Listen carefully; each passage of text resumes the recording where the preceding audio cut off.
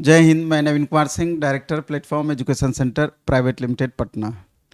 Actually में NTPC CBT 2 अभी just आपका 12 से 17 के बीच में एग्ज़ाम होना है, और इसके पहले आप एनटीपीसी के माध्यम से देख लिए कि शुरू से लेकर के एनटीपीसी सीबीटी 1 से लेकर के सीबीटी 2 तक में जितने भी सिटिंग में एग्ज़ाम हुआ है, कितना ज़्यादा उतार चढ़ाव या उथल पुथल हुआ एनटीपीसी सीबीटी 1 से लेकर सीबीटी 2 के बीच की बात कर रहे हैं या दोनों की बात करते हैं, तो क्वेश्चन के लेवल में भारी उतार चढ़ाव बाद में देखने को मिली।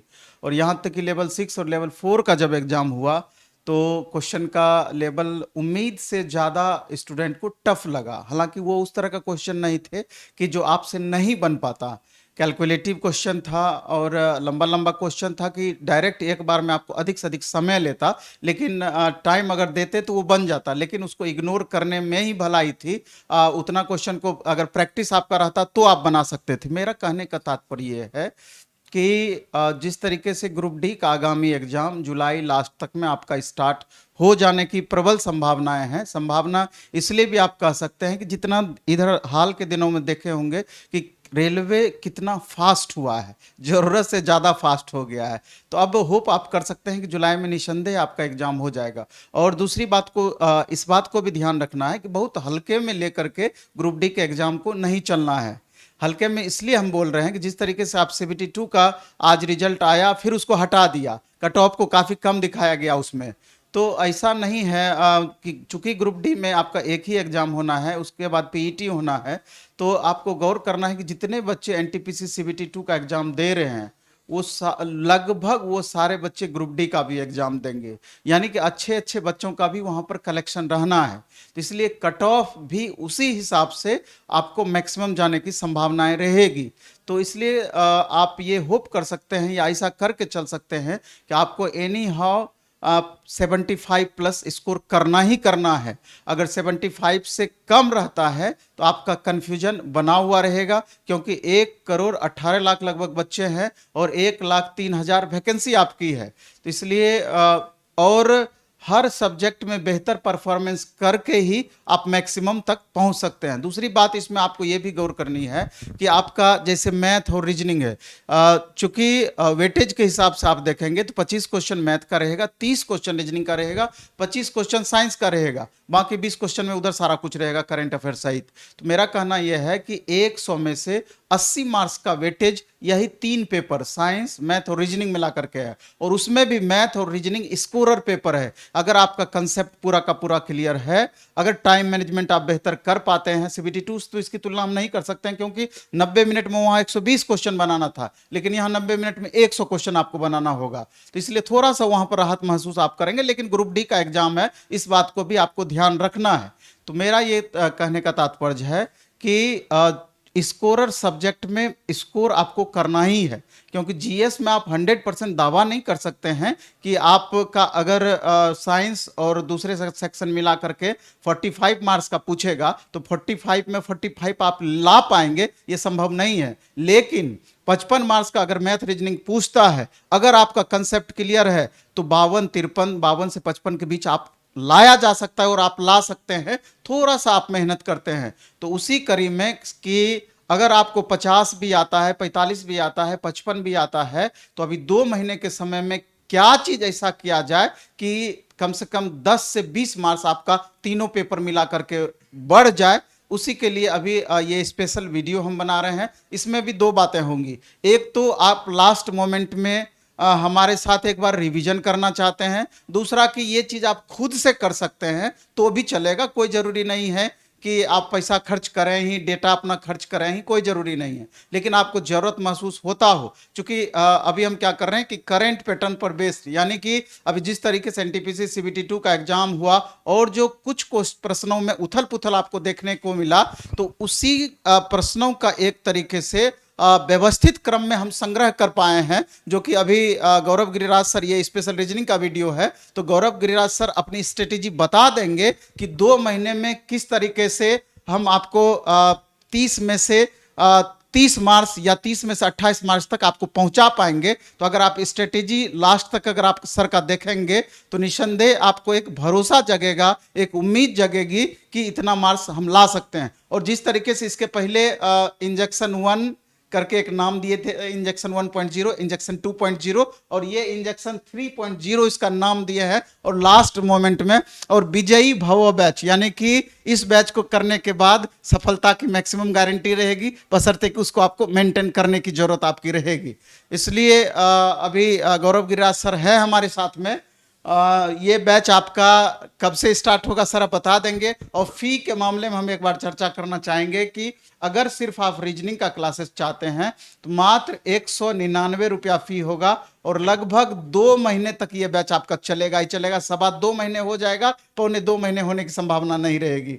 तो ये आप समझ लीजिए कि एग्जाम तक में आपका ये बैच हम समाप्त करेंगे। अगर जुलाई एंड में या अगस्त के फर्स्ट वीक सेकेंड वीक तक में एग्जाम स्टार्ट किया तब तक में बहुत बेहतर तरीके से आपका ये बैच चलेगा। और शुरुआत में हम उसमें इस तरह के टॉपिक, इसको 2-3 भाग में हम बांट दिए हैं ओवरऑल, सर बताएंगे। और शुरुआत में वैसे टॉपिक जिसमें ज़्यादा से ज़्यादा आपको परेशानी होती है, आपके लिए ज़्यादा इंपॉर्टेंस रखता है वो टॉपिक, उसका शुरुआत में हम वो चीज़ बताएंगे। और जो इजी आसान टॉपिक है उसको सेकेंड भाग में हम लेंगे कि जिसको फास्ट भी हम कराते चले जाएं, बहुत ज़्यादा आपको परेशानी ना हो। तो गौरव गिरिराज सर इसको संक्षेप में कोशिश करिए कि अच्छे से बच्चों के दिमाग में ये बात आ जाए और बच्चे के लिए यूजफुल कैसे होगा ये बैच, आइए बच्चों को समझ में आए। चलिए, धन्यवाद सर। 2-3 छोटी छोटी बातें हैं, जैसे कि बैच का नाम सर बताया, इंजेक्शन 3.0। इंजेक्शन 1 हमने एनटीपीसी सीबीटी 2 के लिए लाया था, इंजेक्शन 2 हमने सीबीटी 2 के लिए लाया था मेंस के लिए। दोनों बैच में लगभग 2000 के आसपास बच्चे थे, पहले में 1500-1600 और दूसरे में लगभग 2000। अब ये ग्रुप डी के लिए स्पेशल, क्योंकि बहुत सारे बच्चों का मैसेज आ रहा है कि सर हम लोगों के लिए अभी तक कोई बैच नहीं दिए हैं ग्रुप डी के लिए, ऐसा बैच। ये सर स्पेशल और खास क्यों है, मैंने नाम इसका रखा है विजय भव बैच। मतलब रीजनिंग में 30 में से 28 या 29। दूसरा पॉइंट ये है कि अभी आप देख रहे हैं कि ग्रुप डी में आपको 30 रीजनिंग रहने हैं। टाइम मैनेजमेंट का सबसे बड़ा पंगा अभी चल रहा है, क्योंकि अगर ग्रुप डी में, इतना तो आपको भरोसा हो गया होगा कि ग्रुप डी में भी रीजनिंग के क्वेश्चन में उथल पुथल होने तय है, क्योंकि आजकल जितने भी एग्जाम हो रहे हैं हर सब्जेक्ट में उथल पुथल हो रहे हैं, वेरिएशन हो रहे हैं। मैथ रीजनिंग कैलकुलेटिव है, सारे बच्चे का टारगेट मैथ और रीजनिंग पर है, रेलवे का भी टारगेट मैथ और रीजनिंग पर है। ठीक है, तो आपको ये मान करके चलना होगा कि लेवल इस बार बढ़ करके आएगा। अब लेवल जब बढ़ करके आएगा तो आपका टाइम मैनेजमेंट गड़बड़ाएगा। तो ये बैच स्पेशली है टाइम मैनेजमेंट के लिए, अच्छे लोगों को बेहतर कैसे बनाया जाए। बार बार मैं कहता हूं इंजेक्शन बैच से यही होता है कि अच्छे को बेहतर कैसे बनाया जाए। और सबसे बड़ा बात कि न्यू पैटर्न के सारे क्वेश्चन आपको पहले से हम तैयार करके रखेंगे कि ग्रुप डी के लिए रीजनिंग में 30 में से चाहे लेवल कैसा भी हो 28 या 29 मार्क्स आपके आराम से आएंगे। इस बैच का डिटेल क्या है देख लीजिए आप। ग्रुप डी स्पेशल बैच होगा ये, ठीक है। हाँ, बिहार एसएससी वाले बच्चों को भी ये फायदा करेगा, क्योंकि बिहार एसएससी वाले बच्चों को फायदा क्यों करेगा कि बिहार एसएससी का और इसका सिलेबस लगभग सेम रहता है ग्रुप डी का, तो बिहार एसएससी वाले बच्चे भी इसको परचेज कर सकते हैं रीजनिंग में। ठीक है, एनटीपीसी। अब ये बैच कब से आ रहा है, तो 20 जून 2022 से आ रहा है। कब से आ रहा है, 20 जून 2022 से आ रहा है। नेक्स्ट करिएगा थोड़ा सा इसको, उसके बाद देखिएगा।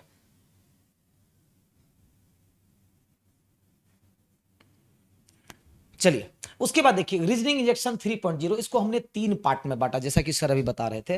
पार्ट ए है 70% कंसेप्चुअल होता है। कंसेप्चुअल का मतलब ये हुआ कि ये वो चैप्टर है जिसमें अगर आपका कंसेप्ट क्लियर नहीं है तो आप क्वेश्चन छोड़ करके आएंगे, आप ज्यादा समय लेंगे और आपका मैनेजमेंट सही से नहीं होगा। तो क्या सब है इसमें हमने चैप्टर रखा है इसके बारे में। और सबसे बड़ी बात, सिर्फ क्वेश्चन नहीं करवाएंगे, क्योंकि इंजेक्शन बैच में सिर्फ क्वेश्चन नहीं होता है।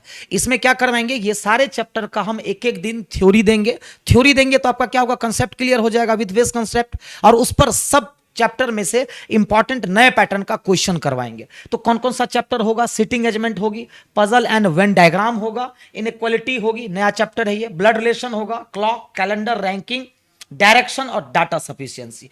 इतने चैप्टर कंसेप्चुअल होते हैं और ये सबसे मेन बेस है। एक तो इससे मेजर क्वेश्चन पूछे जाते हैं, मैक्सिमम क्वेश्चन पूछे जाते हैं, इसका सबका थ्योरी करवाएंगे और हर चैप्टर में से नए पैटर्न का क्वेश्चन करवाएंगे। ये हो गया पार्ट ए। उसके बाद अगर आप आते हैं पार्ट 2 पे, दूसरा पार्ट है 30% स्पीड। मतलब ये क्वेश्चन ऐसे होते हैं कि इसमें की स्पीड चाहिए होती है, काउंटिंग ऑफ फिगर, सिलोगिज्म हो गया, लॉजिकल रीजनिंग का 6 पार्ट। अगर देखा जाए तो कुल मिलाकर के लगभग 17 चैप्टर के आसपास आपके होते हैं। अब कंसेप्ट, और हर चैप्टर से 35 से 40 के आसपास क्वेश्चन होगा लगभग। अब 17 गुना 40 कर लो, लगभग 600 के आसपास क्वेश्चन तो ऐसे ही हो गए आपके। ठीक, उसके बाद तीसरा सेक्शन सर क्या है, तो तीसरा पार्ट मैंने लेकर के आया है मिक्स क्वेश्चन। क्योंकि बहुत सारे बच्चे कहते हैं कि सर कुछ बच्चे ऐसे होते हैं जिसको कि ये चैप्टर में भी प्रॉब्लम होती है, जैसे कि कोडिंग डिकोडिंग में, सीरीज में, फिलर में, नॉन वर्बल में, अल्फाबेट्स में, जबकि छोटे चैप्टर है लेकिन प्रॉब्लम होती है डाइस में। क्यों प्रॉब्लम होती है? क्योंकि नए पैटर्न में कोडिंग डिकोडिंग थोड़ा टेढ़ा पूछने लगा है, सीरीज थोड़ा सा टेढ़ा पूछ रहा है, तो उसका कलेक्शन बना करके लगभग 150 के आसपास में ये भी क्वेश्चन आपसे प्रैक्टिस करवाऊंगा। इसीलिए मैंने रीजनिंग को 3 पार्ट में बांटा है। इससे क्या होगा, आपका कंसेप्ट भी क्लियर हो गया है, अगर आप कहीं पढ़े हुए हैं भूल गए हैं बहुत सारी चीजें वो भी क्लियर हो जाएगी। अब फी जो है सो इसकी मात्र 199 रुपये रखी गई है।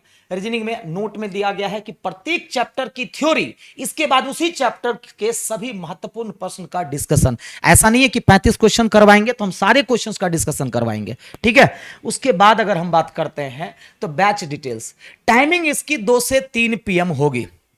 टाइमिंग 2 से 3 PM। ये daily Monday to Friday class चलेगी और वीक में एक दिन स्पेशल क्लास चलेगी 2 से 2.5 घंटे का, ठीक है। 2 घंटे मिनिमम चलेंगे, कभी मेरा मन हुआ तो 2.5 घंटे भी लेके जा सकते हैं।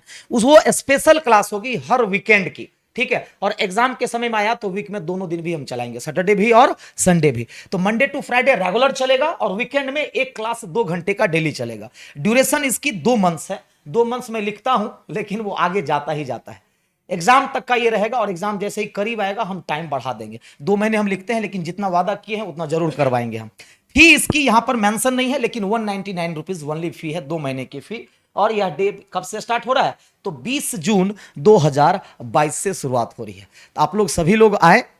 बैच कैसे परचेज करना है आपको लिंक में पिन मैसेज में ऊपर में ही दिख जाएगा कि उसका एक वीडियो डाल दिया जाएगा, वहां से आप बैच परचेज कर सकते हैं। अगर फिर भी अगर कोई डाउट हो या कहीं से कोई कंफ्यूजन हो तो आप एक नंबर है, आप उस नंबर पर कांटेक्ट कर सकते हैं, ठीक है। नंबर है 7091491411। अगर बैच परचेज करने में कोई परेशानी आ रही हो, ऐप संबंधी कोई भी प्रॉब्लम आ रही हो, तो इस नंबर पर आप कंसल्ट जरूर करिएगा, ठीक है। और कमेंट के सेशन के थ्रू में आप जरूर बताइएगा। हाँ, कुछ बच्चे का रहेगा ग्रुप डी के लिए ऑनलाइन टेस्ट वगैरह भी चल रहे हैं जिसका डिस्कशन फ्री में होता है। जो बच्चे बिल्कुल अब नहीं कर पाते हैं तो वहां पर ग्रुप डी का स्पेशल फ्री में वो भी चल रहा है, वहां से भी आप डिस्कशन कर सकते हैं, टेस्ट ले सकते हैं। तो सारे बच्चे इसमें जुड़ जाइए और बहुत ज्यादा फायदे होंगे इसमें। और ऐप का नाम है the platform. The platform app है, प्ले स्टोर से आप डाउनलोड कर लेंगे, ठीक है। वहां आप रजिस्टर हो जाएंगे। रजिस्टर होने के बाद बैच आपको दिखने लग जाएगा, बैच ऑलरेडी दिख जाएगा, वहां से परचेज करिए, मात्र 199 में है, ठीक है। इसी तरह से अब बहुत सारे बच्चे का सर ऐसा मैथ लेकर के आइए, साइंस भी लेकर के आइएगा, बहुत जल्द उसके भी वीडियो बन जाएंगी और उसके बारे में भी डिटेल्स पता चल जाएगी। ओके, चलिए फिर, जय हिंद।